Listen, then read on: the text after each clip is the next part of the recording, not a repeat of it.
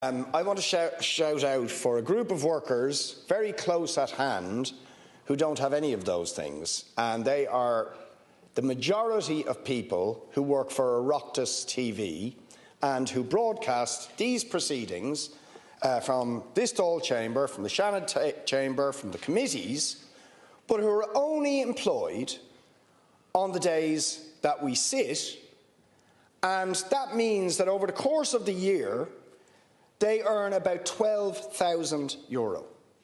Now imagine trying to exist on €12,000. Imagine over the last 3 months, as the government was debating who they were going to be in government with and forming governments, not having any work, not knowing when you were going to be able to work,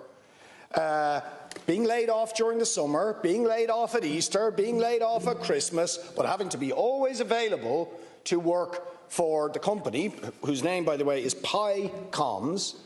who I think, maybe the Taoiseach can confirm the details, I think get €5 or maybe even €7 million a year for this contract. By the way, all the equipment is provided directly by the Oireachtas, all the paperwork is done by the Oireachtas, so the only overheads that we can see for the company is to pay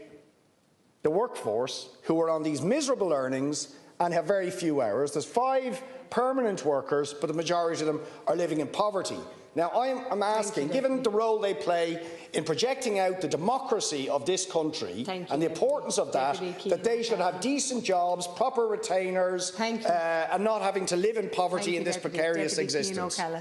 Thanks, Ken Corla. And Taoiseach, I want to ask you in relation to the programme for government and what it says about pensions. I want to ask you about the pension entitlements of retired postal